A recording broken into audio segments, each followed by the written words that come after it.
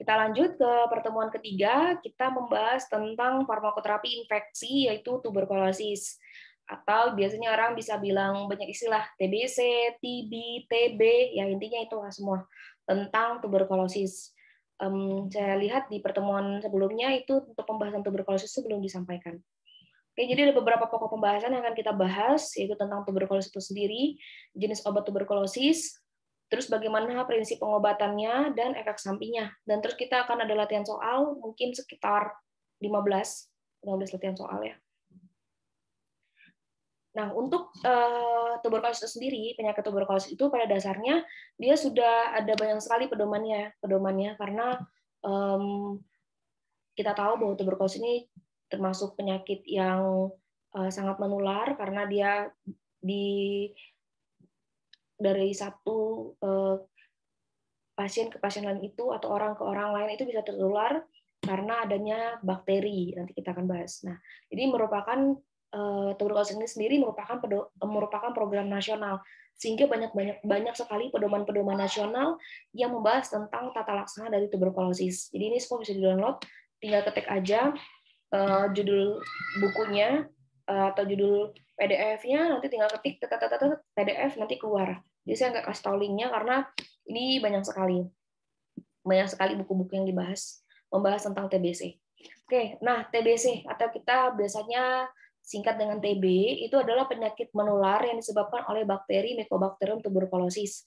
Gejala utamanya biasanya batuk berdahak 2-3 minggu atau lebih, terus dahaknya itu campur dengan darah. Biasanya pasien mengalami sesak nafas, badan lemas, nafsu makan menurun, berat badannya menurun, terus dia bisa berkeringat malam hari tanpa kegiatan fisik, dan demam meriang lebih dari 1 bulan. Ini gejala utama pasien TBC. Terus diagnosanya itu bagaimana menegakkannya, dan ini sekali lagi saya katakan bahwa untuk mendiagnosa ini bukan tugas dari kita. Tugas kita tuh untuk tahu, oh ternyata TBC ini, pasien ini mengalami TBC, dapat TBC. Dia bisa ditegakkan dia TBC karena ini. Tapi bukan tugas kita ya. Tugas kita adalah paham tentang obatnya, terus bisa mengedukasi pasien tentang obat-obat tuberkulosis. Karena untuk obat tuberkulosis ini cukup sangat susah ya, menuntut kepatuhan dari pasien untuk menjalani terapi tuberkulosis. Nanti kita akan bahas. Jadi untuk diagnosis tuberkulosis itu sendiri, itu dilakukan dengan apa? Bahwa semua suspek TB, jadi suspek itu kecurigaan. Jadi misalnya pasien itu kecurigaan TBC, dia diperiksa spesimen dahak dalam 3 waktu yang berbeda selama 2 hari. Yaitu ada istilah namanya sewaktu pagi sewaktu. Jadi pada saat pasien itu datang berkunjung pertama kali, maka dia dikumpulkan dahaknya. Pada saat pasien itu pulang, dia bawa pot dahak untuk mengumpulkan dahak di pagi hari pada hari kedua. Jadi pada hari pertama kan biasa nggak mungkin pasien datang pagi-pagi banget, biasanya agak siang gitu ya. Siang diambil sewaktu, dibuang ke dalam pot dahak, terus pada saat pulang dia dapat lagi pot. Nah pada saat pagi itu dikumpulkan pada pagi hari di hari kedua setelah pasien itu bangun tidur. Potnya dibawa ke fasilitas kesehatan, terus pada hari kedua lagi dikumpulkan sewaktu lagi saat menyerahkan dahak pagi. Ya, jadi itu sewaktu pagi sewaktu. Terus diagnosa TB paru pada orang dewasa ditegakkan dengan adanya kuman TB. Jadi tadi yang sudah kita bahas, Mycobacterium tuberculosis itu harus dipastikan ada baru bisa ditegakkan diagnosa TB. Nah, biasanya juga ada pemeriksaan BTA, ya, bakteri tahan asam itu diperiksa, terus ada juga pemeriksaan fototorak, biakan, dan uji kepekaan. Jadi nanti adanya penemuan BTA tadi di dalam dahak yang sudah dikumpulkan tadi sewaktu pagi sewaktu, itu akan menegakkan diagnosis TB di samping adanya fototoraks, biakan, uji kepekaan untuk menunjang diagnosis dari tuberkulosis. Dan mau tidak dibenarkan hanya menegakkan diagnosis TBC hanya berdasarkan fototoraks saja. Jadi harus ada memang pemeriksaan dahaknya. Nah, TBC itu sering kita pikir bahwa TBC itu hanya penyakit di paru-paru, tidak. Tapi TBC itu adalah penyakit yang bisa juga mengenai di luar organ paru. Jadi bisa terjadi pada otak. Otak itu namanya biasa dikenal dengan nama meningitis TB. Jadi dia biasanya pasien itu mengalami kaku kuduk, terus misalnya pada paru bisa juga menyerang pada daerah pleura, cairan lapisan paru, di mana pada cairan paru itu biasanya pasien mengalami nyeri dada. Terus bisa juga terdapat pada limfa, kelenjar limfa, di mana di situ terdapat pembesaran kelenjar limfa superficialis. Atau bisa juga pada tulang belakang, nanti dikenal dengan nama spondilitis TB. Jadi kita perlu paham, kadang juga bisa sampai di ginjal, jadi TB nefritis, banyak sekali ya tempat-tempatnya. Karena tadi jenis bakteri dari tuberkulosis ini merupakan bakteri yang tahan pada semua kondisi, sehingga dia bisa sampai ke banyak sekali titik-titik di dalam organ tubuh kita. Nah, diagnosanya ini yang TB ekstra paru ini tentu harus diperiksa secara klinis, bakteriologis, dan histopatologi dari jaringan tubuh yang terkena. Kita lanjut langsung kepada jenis obat TB-nya. Jadi kita udah paham tadi diagnosisnya dan jenis dari TB ekstra paru. Nah, di sini ada obat golongan pertama atau lini pertama yang dikenal dengan nama isoniazid, etambutol, pyrazinamide, rifampicin, dan streptomycin. Nah, yang Anda harus paham bahwa dan harus hafal adalah singkatan-singkatannya. Jadi isoniazid itu disingkat dengan H, etambutol itu E, pyrazinamide itu Z, rifampicin R, streptomycin S. Mungkin yang agak susah nanti itu isoniazid aja ya. Kalau yang lainnya kan gampang. Kalau pyrazinamide kan ada Z, berarti dia singkatannya Z. Nah, karena nanti kita dalam menyebutkan obatnya itu kan dia obatnya kombinasi. Kalau kita sebutkan satu-satu tuh agak meleleh juga ya bibir kalau sering ucapin itu. Apalagi obat ini kan ribet ya cara ngomongnya, makanya kita singkat. Jadi ya kalau misalnya saya bilang RHZE berarti itu udah rifampicin, isoniazid, pyrazinamide, dan etambutol. Nah, ngomong kayak gini aja udah berat ya. Apalagi kalau misalnya kalian baru dengar, itu tentu terasa berat. Jadi kita singkat, isoniazid itu H, etambutol itu E, pyrazinamide itu Z, rifampicin itu depannya R, berarti R, streptomycin itu S. Ini merupakan golongan lini pertama. Ada juga yang golongan lini kedua, yaitu istilahnya kanamisin. Kanamisin itu KM, amikasin AM, kapramisin itu CM. Jadi kalau kalian sampai lihat bawah ini istilah-istilah atau singkatan-singkatan namanya. Tapi yang perlu Anda pahami, terutama nanti ketika akan bekerja di fasilitas kesehatan, itu minimal yang lini pertama. Itu pasti sering digunakan, ya, RHZE atau RHZE dan S. Nah nih, kayak saya sudah bilang, jadi ada singkatannya H isoniazid, itu sifatnya bakterisid, dosisnya sekian, ada rifampicin, sifatnya bakterisid, begitu juga dengan pyrazinamide dan streptomycin. Untuk etambutol, dia sifatnya adalah bakteriostatik. Yang tadi saya sudah sebutkan itu, rifampicin, isoniazid, pyrazinamide, dan etambutol, itu dia digabungkan dalam satu paket obat, ya. Jadi paket obat yang tadi 4 obat tadi itu digabungkan jadi satu nih. Di yang kalau kalian perhatikan yang warna merah ini 4 obat yang jadi satu di dalam satu kapsul, ya. Namanya dinamakan OAT-KDT. Jadi obat anti tuberkulosis kombinasi dosis tetap. Saya ulangi, OAT-KDT itu adalah obat anti tuberkulosis kombinasi dosis tetap. Artinya apa sih? Jadi di dalam OAT-KDT ini sudah ada minimal 2 sampai atau 4 jenis kombinasi obat dalam satu tablet. Jadi dalam satu tablet itu ada 2 atau 4, ya, karena 2 atau 4. Dosisnya ini nanti akan menyesuaikan berat badan pasien dan dikemas dalam satu paket untuk satu pasien. Tujuannya apa? Untuk memudahkan pasien untuk meminum obat sehingga pasien itu bisa tuntas dan patuh meminum obatnya. Contohnya adalah rifampicin. Rifampicin ini dalam contohnya yang Anda lihat di sini yang warna merah, itu ada rifampicin 150 mg, itu yang tadi singkatannya R, terus isoniazid 75 mg itu H, pyrazinamide 400 mg itu Z, dan etambutol 275 mg itu E, RHZE. Jadi dalam satu tablet itu sudah ada kombinasi yang seperti ini. Nanti berdasarkan berat badannya, saya tunjukkan, belum ya. Jadi ini ya, jadi contoh obatnya tadi. Kita langsung masuk ke prinsip pengobatannya. Bahwa TB itu ada 2, yaitu kasus baru, atau dia pengobatan ulang. Kalau di kasus baru, diberikan kategori 1. Kategori 1 itu yang tadi sudah saya sebutkan, yang RHZE sama S. Tapi kalau dia pengobatan ulang, dia masuk kategori 2. Kalau misalnya dia ada hasil biakan sputum Mycobacterium tuberculosis, dan uji kepekaan obatnya masih ada, maka terapi obat disesuaikan. Prinsip pengobatan dari tuberkulosis ini, OAT atau obat anti tuberkulosis, harus diberikan dalam bentuk kombinasi beberapa jenis obat dalam jumlah cukup dan dosis yang tepat. Jangan gunakan hanya satu jenis obat, yaitu tunggal monoterapi, karena sifat kerjanya ini adalah kombinasi. Jadi kalau kombinasi itu lebih menguntungkan dan sangat dianjurkan karena dia akan sangat efektif pada pasien. Terus tahap pengobatannya ada dua, yaitu intensif dan lanjutan. Jadi untuk OAT KDT kategori 1, pada pasien dengan berat badan 30-375, maka dia akan meminum obat selama 56 hari. Jadi namanya juga intensif ya, berarti benar-benar fokus dan memang sangat apa ya, istilahnya gencar ya. Jadi kalau kita lihat dari sini 2 tablet KDT. Jadi dia dalam sehari dia minum 2 tablet selama 56 hari. 2 tablet yang mana? 2 tablet yang saya tunjukkan tadi warna merah tadi. Jadi dia dalam satu tablet itu kan ada 4 obat.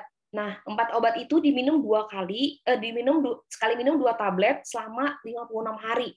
Nah, disarankan sih diminum ini waktu pagi sebelum makan, karena memang sekitar jam 5 atau jam 4, karena memang obat ini sangat bekerja dengan baik pada saat perut kosong. Nah, setelah dia minum pada berat badan ini ya, jadi menyesuaikan berat badan. Bukan berdasarkan umur, berarti berdasarkan berat badan. Misalnya dia sudah selesai selama 56 hari, kurang lebih selama 2 bulan, maka dilanjutkan dengan 3 kali seminggu selama 16 minggu, yaitu obat rifampicin dan isoniazid saja. Kombinasinya hanya 2 dengan dosis masing-masing 150 mg, di mana di 2 kombinasi obat tadi diminum 2 tablet juga.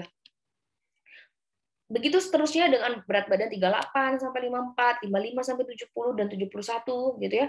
Itu menyesuaikan jumlah tabletnya. Jadi yang berbeda itu hanya jumlah tabletnya, karena semakin berat badannya tentu dosisnya semakin tinggi ya.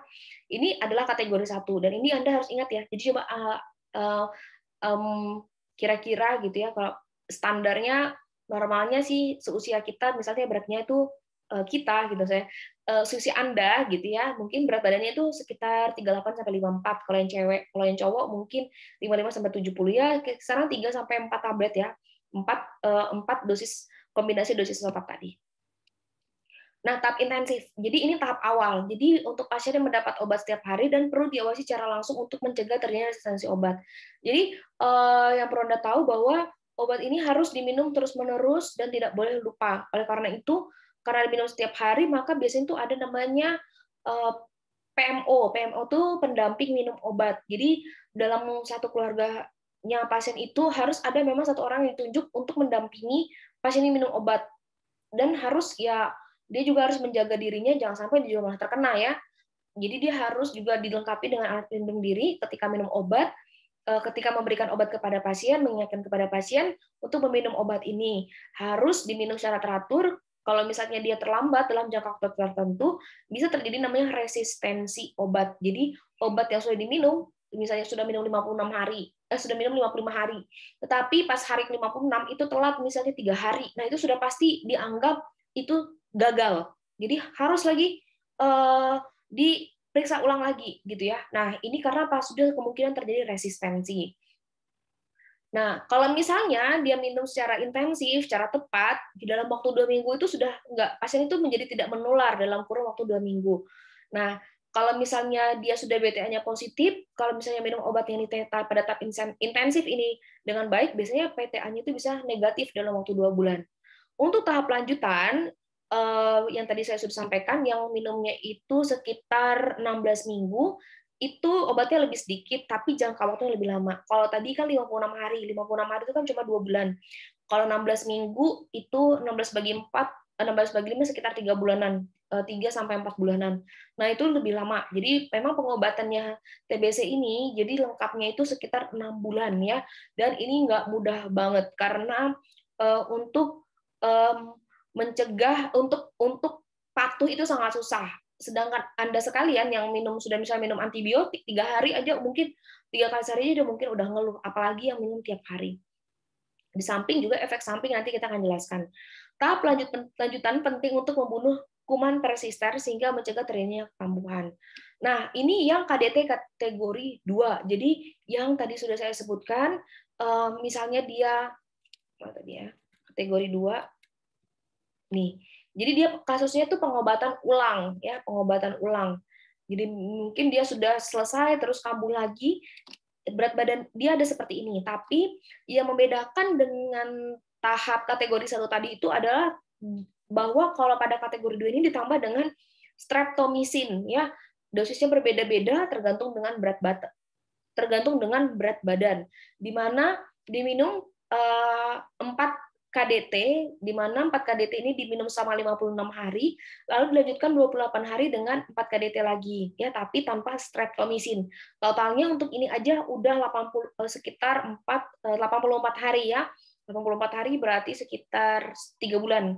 Dilanjutkan 20 minggu. 3 bulan tambah 20 minggu sekitar 8 bulan. Ini kalau kambuh ya. Jadi kalau kambuh itu dia pakai 4 KDT, 4 KDT kombinasi dosis tetap 2 tablet, 3 tablet, 4 tablet atau 5 tablet tergantung berat badan, ditambah streptomycin, lalu tahap lanjutannya itu ditambah dengan etambutol. Oke, itu terkait dengan cara pengaturan dari obat TBC sendiri. Nah, yang harus Anda pahami tentang efek sampingnya. Efek sampingnya bahwa untuk obat rifampicin itu biasanya air kencingnya warnanya merah. Jadi sebelum pasien diminum obat itu sudah diedukasi. Nah, ini peran penting dari seorang tenaga teknis kefarmasian untuk menjelaskan bahwa nanti setelah minum obat ini kemungkinan kencingnya merah, bukan karena berdarah, tetapi memang karena ekspresi dari obat rifampicin ini sangat besar di dalam urin, sehingga air kemih itu berwarna merah. Terus ada juga namanya isoniazid. Isoniazid itu yang lambang yang tadi disingkat dengan H, dia biasanya mempengaruhi sistem saraf. Jadi biasanya pasien itu rasa terbakar, kebas, atau kesemutan. Biasanya diberikan pyridoxine atau vitamin B6. Kadang mengeluh juga nyeri, biasanya diberikan obat anti nyeri, dan mengantuk. Biasanya diberikan obat itu sebelum tidur. Efek samping obat TBC yang lain adalah pada obat etambutol itu biasanya gangguan penglihatan ya. Dia biasanya tapi disingkirkan dulu, jangan sampai gangguan penglihatan itu karena dia mungkin habis kelilipan jadi ataupun kena benda apa, kena yang mengganggu penglihatan ya, bukan karena obat ya.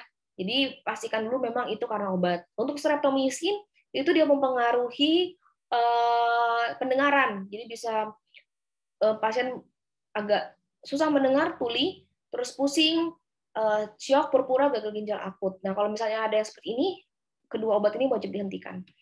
Terus untuk streptomycin, isoniazid, rifampicin, dan pyrazidamid secara keseluruhan itu mengakibatkan mual dan muntah, mual dan nyeri perut. Makanya baiknya obat ini diberikan sebelum tidur. Dan setahu saya selama ini berpraktek di rumah sakit biasanya diberikan pada pagi hari sebelum pasien pada saat bangun pagi hari ya, itu langsung diberikan obatnya. Terus bisa juga terjadi gatal-gatal atau mungkin bisa juga pasiennya itu badannya menguning dan juga pasien itu seperti bingung. Itu efek samping dari kombinasi semua obat ini. Jadi harus dihentikan ataupun tindak lanjutnya oleh dokter seperti apa.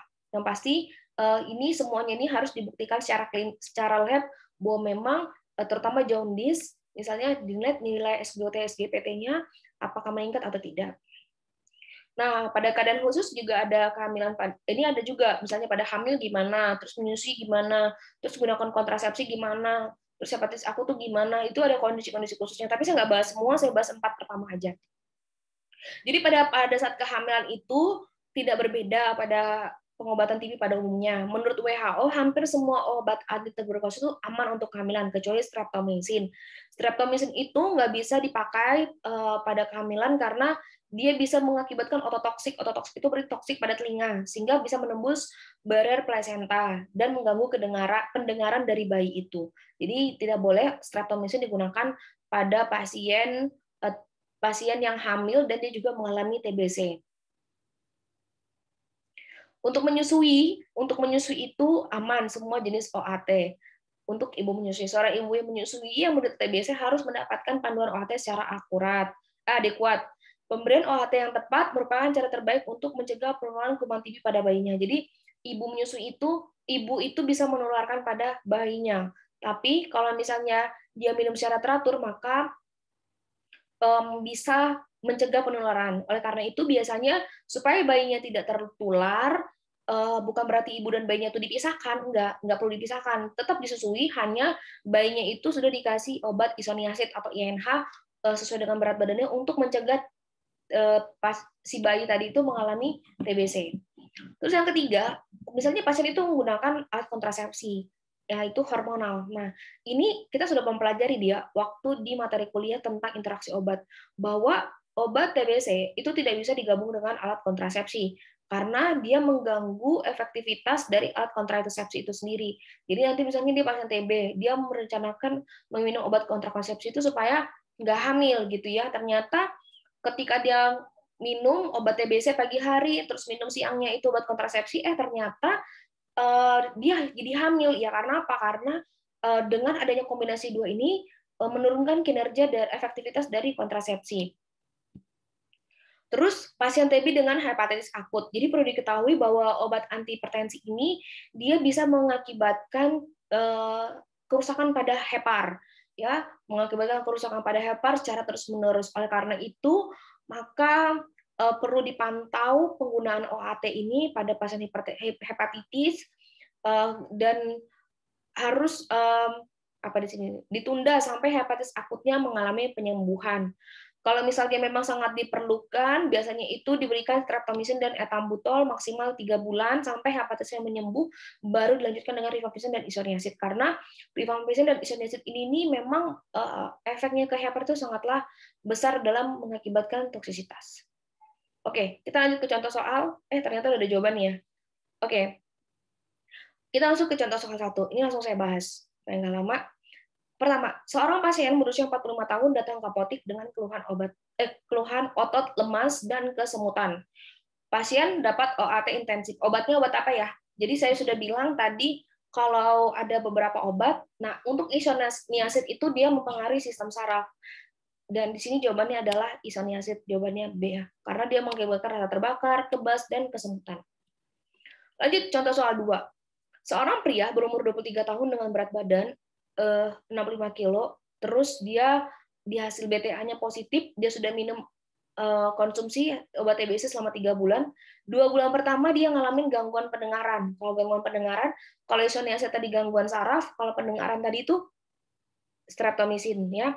Streptomycin itu bisa mengakibatkan gangguan pendengaran walaupun sebenarnya nggak ada kotoran ya yang pada saat diperiksa. Nah, itu jawabannya adalah berdasarkan keluhan tersebut, obat apa yang menyebabkan efek samping ke daerah telinga yaitu streptomycin. Oke, lanjut nomor 3. Kalau lihat jawabannya, kalau lihat soalnya itu kan obat manakah yang dikonsumsi pasien yang menyebabkan efek samping tersebut. Tapi kalau nggak baca soalnya, ceritanya nggak mungkin ngerti. Pasien usia 28 tahun menderita TBC. Obatnya tadi isoniazid, ethambutol, pyrazinamide, dan rifampicin serta piridoksin. Pasien mengalami gangguan penglihatan, di mana berkurangnya ketajaman penglihatan. Obatnya obat apa ya?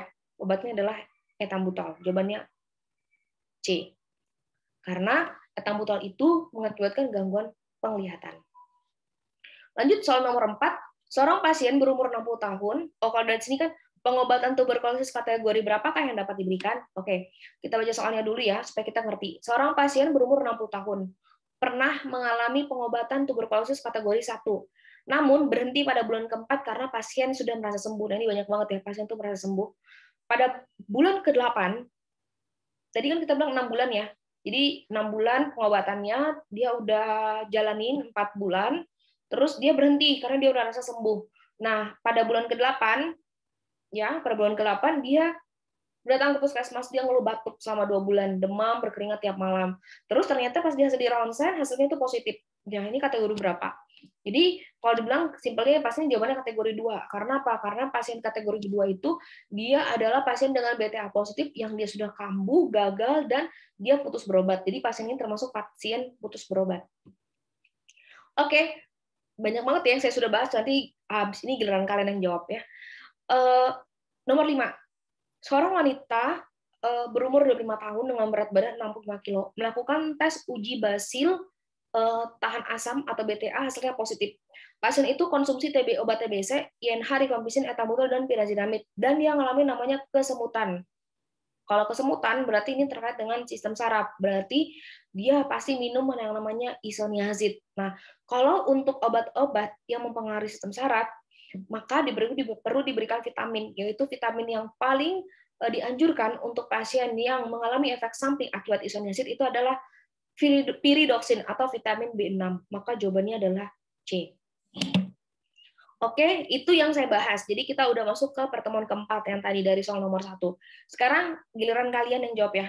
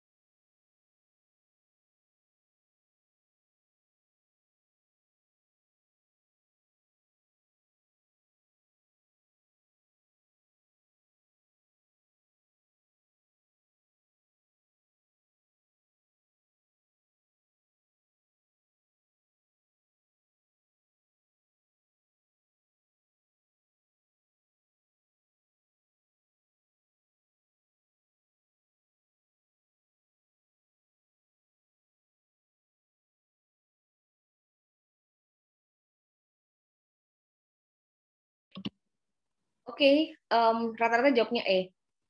Jadi seorang wanita yang sedang hamil 3 minggu datang ke pusat kesehatan dengan diagnosa TBC, terus obat apa yang nggak boleh untuk ibu hamil? Jawabannya adalah, hancur gini. Jawabannya adalah yang benar, streptomycin. Jadi semua jenis obat anti tuberkulosis itu aman untuk wanita hamil kecuali streptomycin karena apa tadi? Bisa menembus dan mengakibatkan tuli. Oke, lanjut soal nomor 2. Ini gampang banget ya. Tinggal lihat soal yang terakhir, ada pasti kalau dengar penjelasan saya pasti sudah bisa jawab.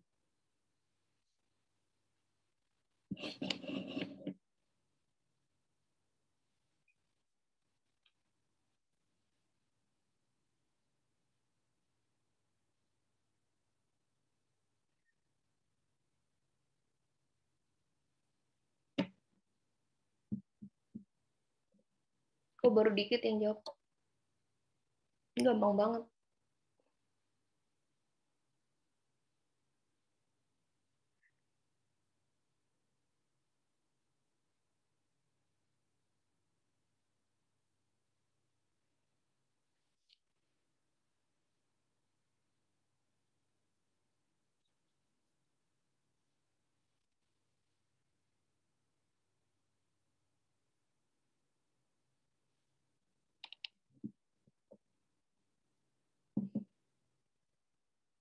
Rata-rata jawabnya B. Jadi apa sih obat yang berinteraksi dengan pil KB? Ya benar, jawabannya B ya. Aduh, hancur lagi. Ya, jadi jawabannya adalah B karena rifampicin itu berinteraksi dengan kontrasepsi hormonal. Jadi menurunkan efektivitas dari obat kontrasepsi itu sendiri. Oke, lanjut berikutnya.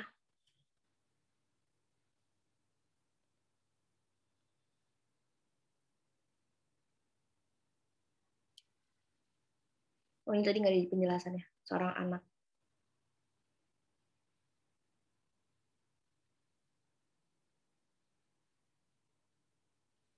Tapi sudah ada gambarannya tadi.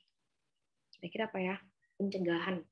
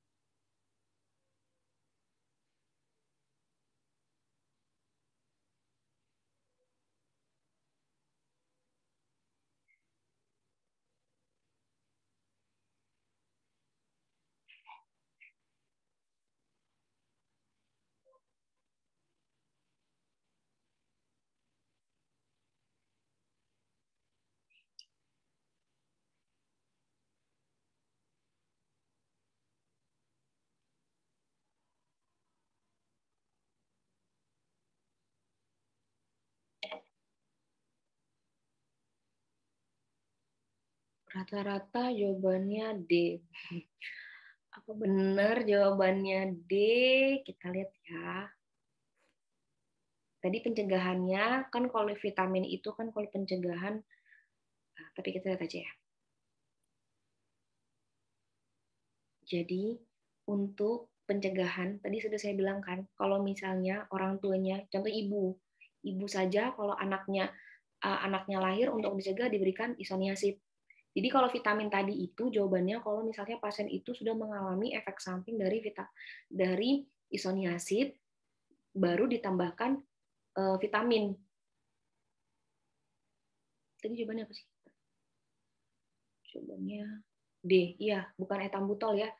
Bukan etambutol.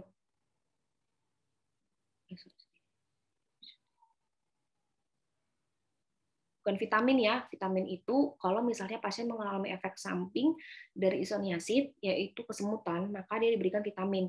Tapi kalau misalnya seorang ibu ataupun misalnya seorang ibu melahirkan anaknya kan mungkin tertular. Makanya untuk mencegah sebagai profilaksisnya itu diberikan isoniazid untuk pencegahannya. Begitupun juga dengan kalau misalnya ada saudaranya mengidap TBC, terus dia punya keluarga, nah untuk keluarganya itu punya pengobatan pertama pencegahannya itu adalah dengan memberikan isoniazid juga. Jadi isoniazid itu digunakan sebagai pencegahan. Oke, lanjut soal berikutnya.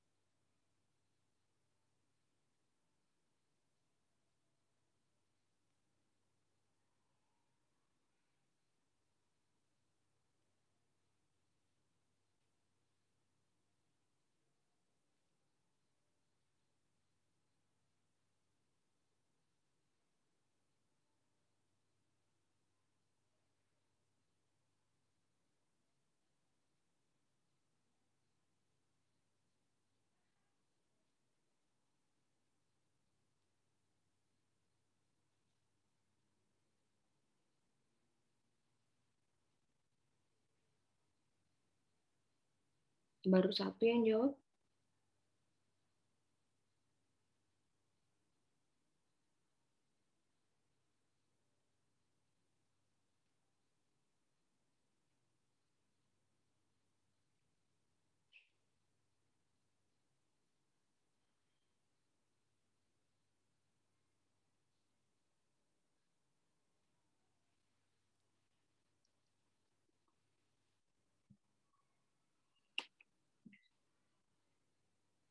Oke, benar semua jawabannya E.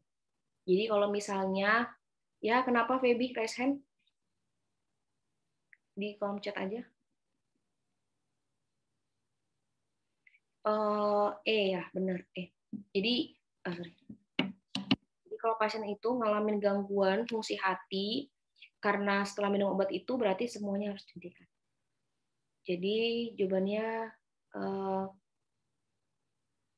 mana nih?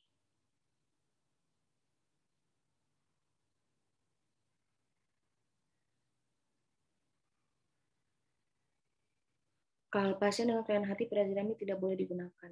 Oh, sorry. Jawabannya berarti yang benar C. Jadi jawabannya adalah C. Tadi saya belum bahas ya, tapi nanti untuk slide tambahannya nanti saya tambahkan masalah kelainan hati. Saya pikir tadi waktunya nggak cukup, jadi saya nggak tambahkan untuk kelainan hati.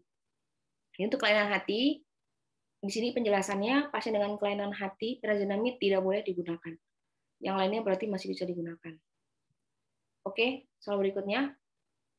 Ini tadi sudah dijelasin.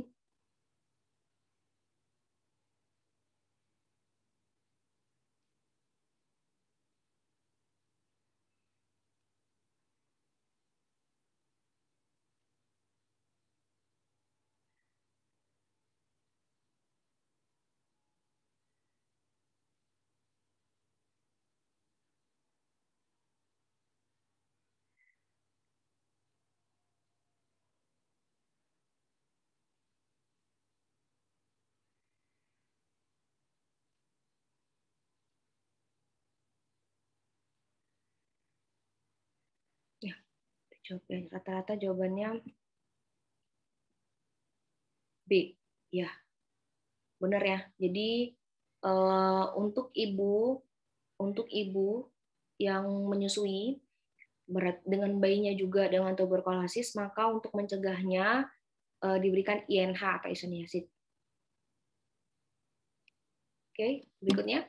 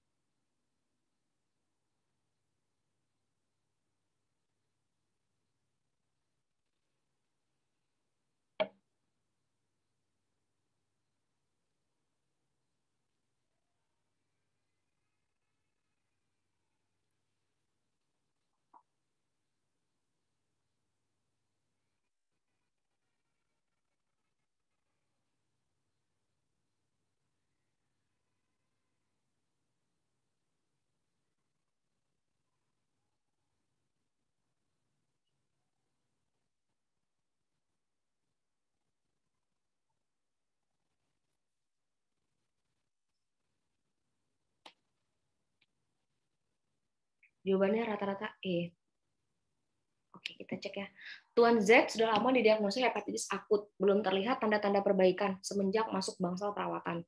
Di saat yang sama, Tuan Z didiagnosis tuberkulosis. Nah, regimen apa yang pas untuk pasien ini? Jawabannya agak hancur ya. Tapi yang benar jawabannya tadi yang kalian jawab tadi itu apa? Streptomycin dengan ethambutol. Jawabannya E, benar ya? Lanjut yang ini.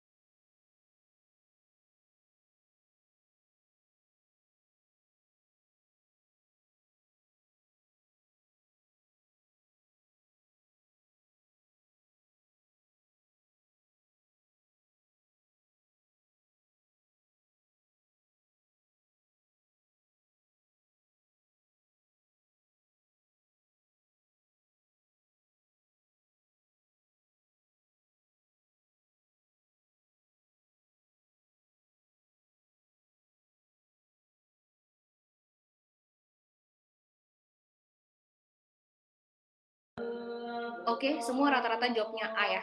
Jadi ada pasien, dia dapat rifampicin, isoniazid, dan pirazinamid, ethambutol. Nah, sekarang pertanyaannya, pasien ini juga mengalami gangguan ginjal. Obat apa yang nggak boleh? Agak hancur ya.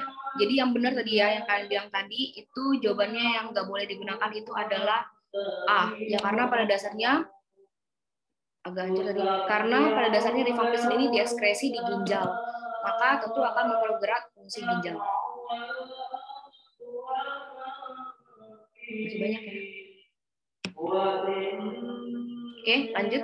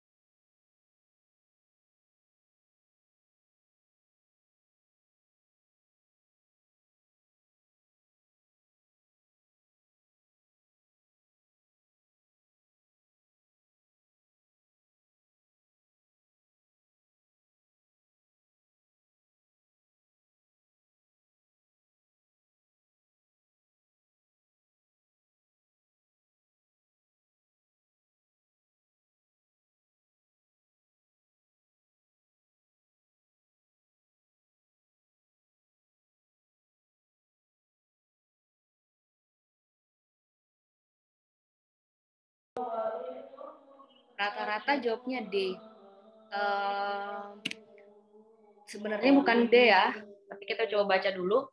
Diabetes harus dikontrol. Penggunaan rifampicin dapat mengurangi efektivitas dari obat antidiabetes yaitu sulfonylurea.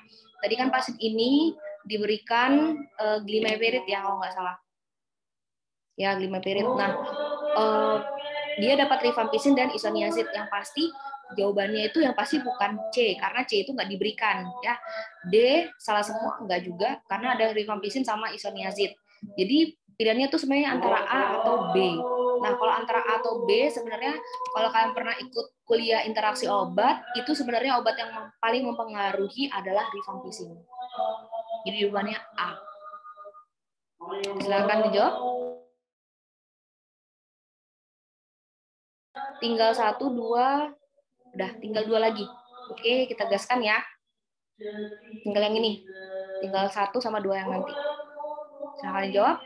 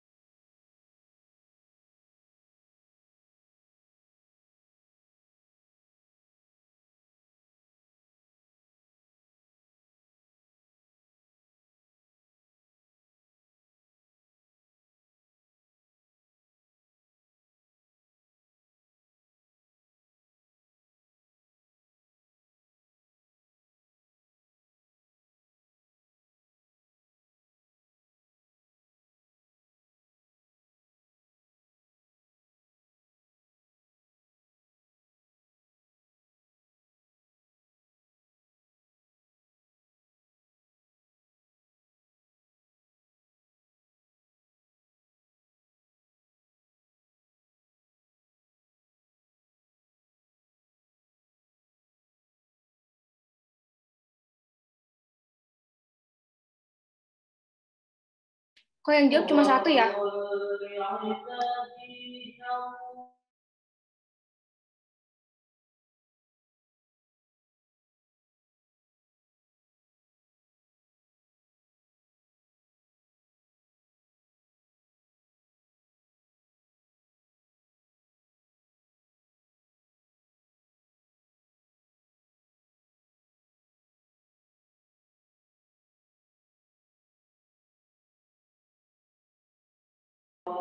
Jawabannya berbeda-beda ya, satu dengan yang lain. Ada yang A, ada yang C.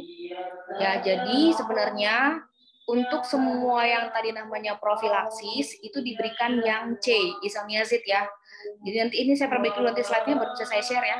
Jadi monoterapi dengan INH lebih dipilih untuk profilaksis TB karena toksisitasnya rendah dan tingkat penyelesaiannya cuma beberapa bulan. Oke, jadi ini sebenarnya jadi kata kunci buat kita semua bahwa kalau misalnya pasien dengan tuberkulosis, semua dia misalnya baru dapat dari mungkin dia kontak erat dengan orang lain atau bisa dapat dari ibu atau dia dengan kontak erat dengan yang lain, maka sebagai profilaksis itu adalah isoniazid ya karena dia efek sampingnya itu lebih rendah.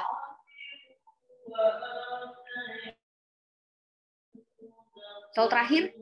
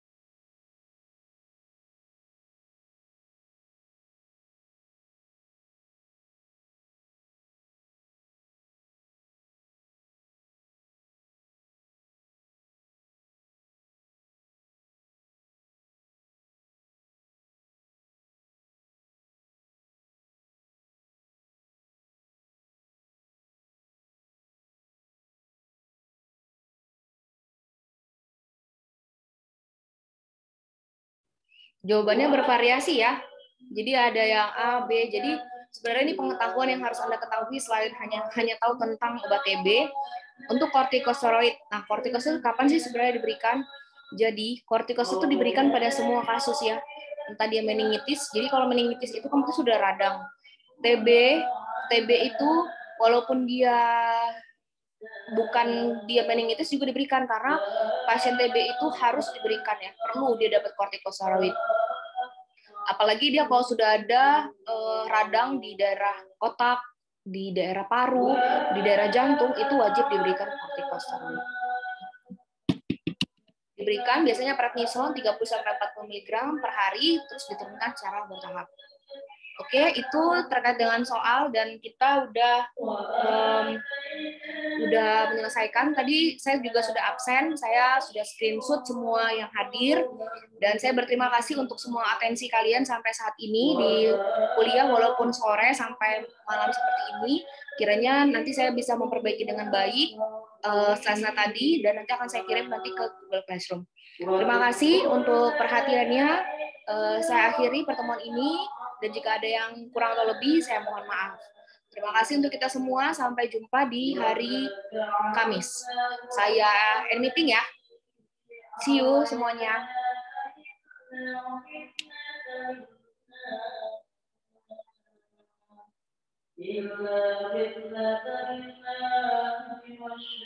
Ya, terima kasih semuanya. Terima kasih. Saya end meeting ya.